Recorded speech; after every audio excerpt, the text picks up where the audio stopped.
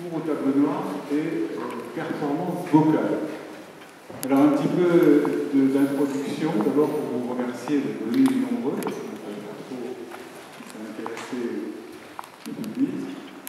Je suis venu suite à une discussion avec Mme Petit de la mairie, qui est conservatrice du musée, et qui a fait venir l'Orchestre national des médecins de France, qui va tout à l'heure jouer dans la cour du musée Chéret.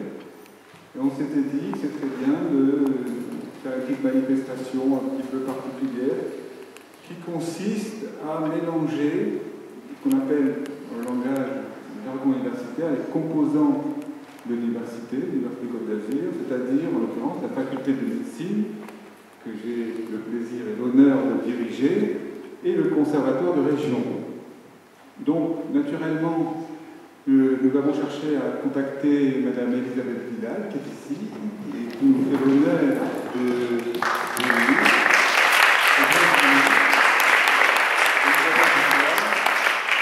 grande cantatrice internationale et professeure de chant également au Conservatoire national de région.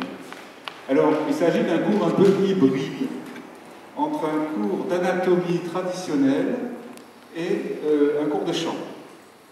On s'était dit que ce concept pouvait éventuellement être intéressant pour tous les gens qui s'intéressent à l'art lyrique. Alors il va s'agir de faire à la fois un cours traditionnel d'anatomie au tableau noir, dont je vais me charger, et un cours de chant. La chance et, je dirais presque, l'attente que j'ai eue pendant toute ma vie d'être en connexion avec des réponses concrètes. Et voilà que j'ai quelqu'un, anatomiste, qui va non seulement répondre à nos questions, mais pour moi, en tant que pédagogue, justifier toutes les recherches que j'ai faites durant toute ma vie. Pourquoi ai-je voulu obtenir dans mon corps certaines modifications? Pourquoi est-ce que je demande certaines choses à mes élèves? Tout cela, pour moi, a toujours eu une immense cohérence. Tout comme mon mari, on a toujours cherché à ne pas être des gourous, à expliquer les choses avec leur vrai fondement scientifique. Et cette rencontre, ma foi, me le permet parce que je trouve dans toutes les racines de ce que dit le professeur, les racines, le fondement des raisons de l'enseignement que je mène. Donc, on a parlé des cavités de résonance, on a parlé d'abord du moteur, les abdominaux. Voilà une zone qui est aussi pour nous la zone de nos émotions, et c'est ça qui est extraordinaire. Le miracle d'être des instruments chantants nous-mêmes, alors que la nature ne le prévoyait pas du tout. Elle l'a prévu pour l'oiseau parce que c'est son langage, mais pour nous pas du tout. On était juste créés pour interpeller notre maman quand on est petit, nos congénères de voix, et puis parler. Mais qu'on ait transformé cet instrument en instrument chantant, pour moi c'est absolument magique, et je voulais toujours en comprendre les raisons. Plus haute que la gauche, parce qu'au-dessous de la coupole droite existe le foie, et il existe un centre fixe que l'on appelle le centre phrénique, phrénos en grec, c'est l'âme. Les Grecs pensaient que le centre de l'âme résidait dans le diaphragme. Et c'est ce muscle diaphragmatique qui est innervé par un nerf qui vient du cou, le nerf phrénique, qui, lorsqu'il se contracte, s'abaisse. Il s'abaisse de plusieurs centimètres, sauf le centre phrénique qui est fixe. Pourquoi est-il fixe? Parce que au-dessus repose le cœur qui se trouve dans un sac qui le protège, le sac péricardique, et de part et d'autre, dans la cavité thoracique, se trouvent les deux poumons recouverts de plèvres et branchés sur cette tuyauterie qui est l'appareil bronchique, une bronche droite, une bronche gauche, une trachée. Ça, c'est l'appareil ventilatoire qui va permettre, en se contractant, de faire rentrer l'air dans les voies aériennes. Au-dessus, au milieu de cette organisation générale, il y a donc ici les voies aériennes inférieures, et au-dessus, il va y avoir les voies aériennes supérieures. Entre les voies aériennes inférieures et supérieures se trouve l'organe de la voix, l'appareil vocal, le larynx, mais qui ne peut fonctionner que s'il y a la mise en jeu de tous ces éléments. Alors pour schématiser maintenant les voies aériennes supérieures, ce sera la la fin de l'introduction de l'anatomie générale de ce cours, il faut faire une coupe sagittale de l'extrémité céphalique et on va voir qu'il existe une succession de cavités qui sont en fait l'appareil d'amplification du son produit par les cordes vocales. Donc nous allons faire une section sagittale de l'extrémité modifier céphalique. sa couleur en modifiant, et ça c'est le seul instrument au monde qui en soit capable, en modifiant les cavités, parce qu'elles sont vivantes, elles vivent avec nous et notre émotion va leur induire des modifications intérieures du volume de résonance. Ça c'est extraordinaire. Donc cet instrument vivant, il va falloir à la fois le dompter et peu à peu prendre conscience, parce qu'on a un don souvent. Je suis née avec un don et j'avais l'impression d'être un funambule sur un film qui ne savait absolument pas mais comment ça se passe, mais pourquoi, comment je réussis à faire ça. Donc ça c'est vraiment important. Donc on revient à cette sangle abdominale et quand vous écoutez un bébé pleurer, vous comprenez tout. D'ailleurs, j'étais avec Sophie dans un récital, peut-être certains de vous y étaient, en plein air, et au moment où je tenais mon pianissimo, il y a un petit bébé qui n'était pas très content et il s'est mis vraiment à crier. C'était très difficile pour moi de garder ma sérénité. Et là, j'ai tout compris. Je me suis dit, quand même, depuis ce premier cri, qui était aussi le tien, tu as fait pas mal de progrès. Je dessine ici en coupe. Au-dessous du cartilage thyroïde, c'est le cartilage cricoïde, qui a la forme d'une bague à chaton, avec l'anneau de la bague en avant et le chaton de la bague en arrière, puis les cartilages de la trachée cervicale, palpable sous la peau, ici, que l'on sent.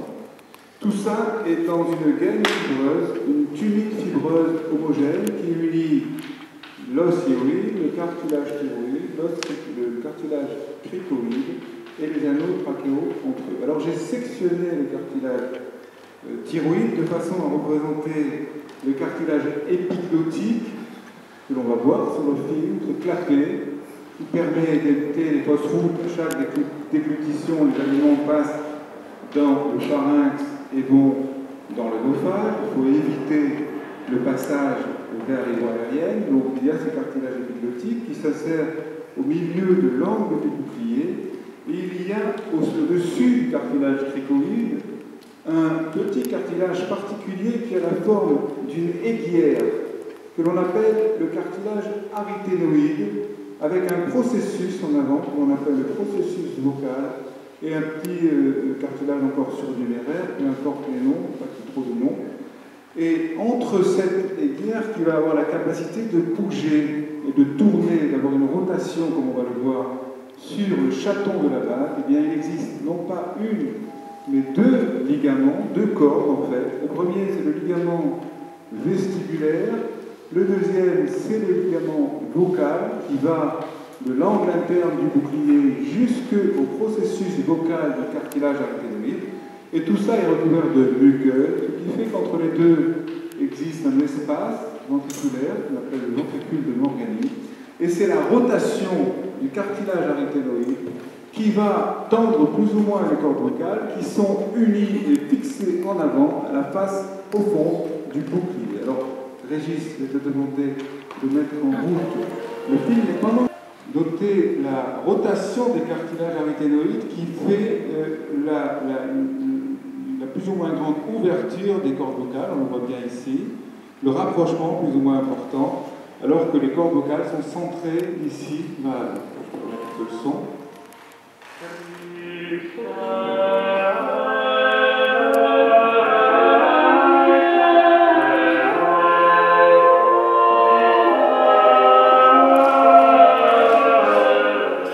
On voit aussi que le cartilage épiglottique a un mouvement qui varie et qui fait évoluer le volume de l'appareil laryngé et donc le son.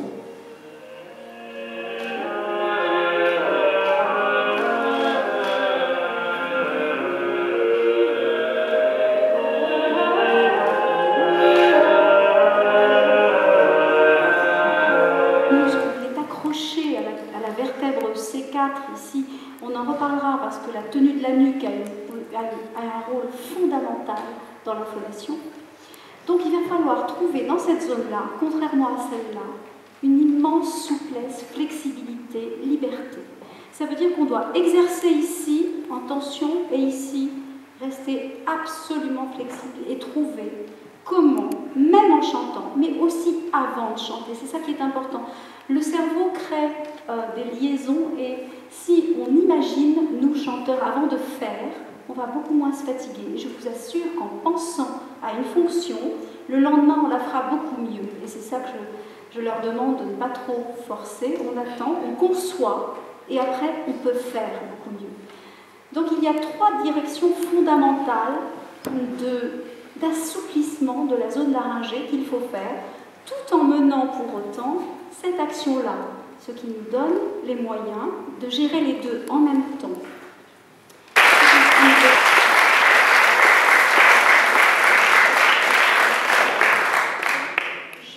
Ils vont vous chanter une dernière chose, tous ensemble, si le professeur veut chanter.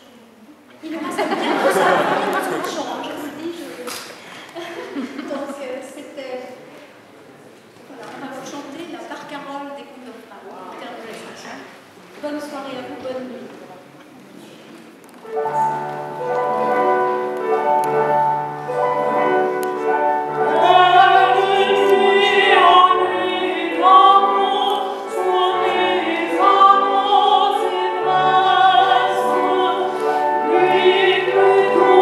Sacra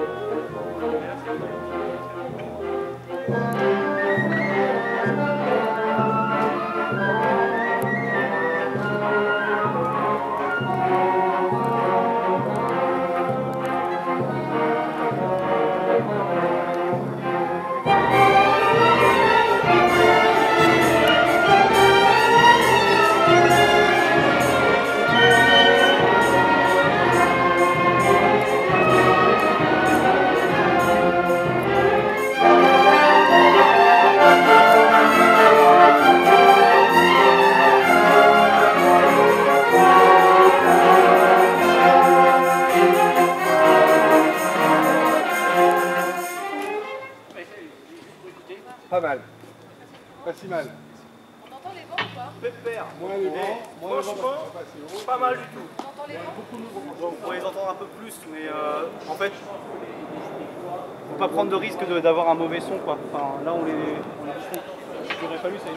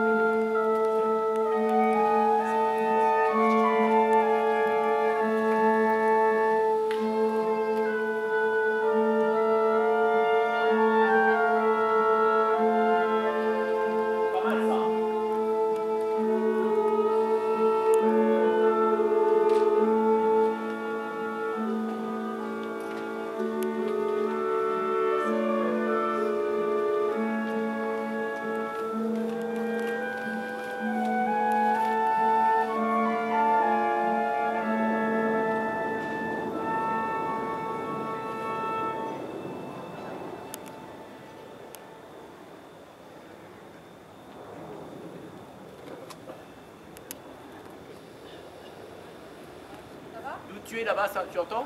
Très bien. Ça passe. On entend très très bien. Un peu moins le haut-bois. On entend moins le hautbois. Un tout petit peu moins le haut-bois, mais on entend très bien la flûte. Et la clarinette? Je l'ai entendu, c'est pas bien. Des petits élèves qui étaient naturels, qui étaient plutôt sympas et qui faisaient le lien entre chaque note. Là, Le tuba passe très très très bien. toutes vos blanches. Oui, toutes vos blanches, il va falloir les soutenir jusqu'au bout. Est-ce que je pourrais avoir, s'il vous plaît, les 6 avant 15, 6 avant 15. Tenez, je parle surtout collectif, tenez vos valeurs. 6 avant 15. 6 avant 15.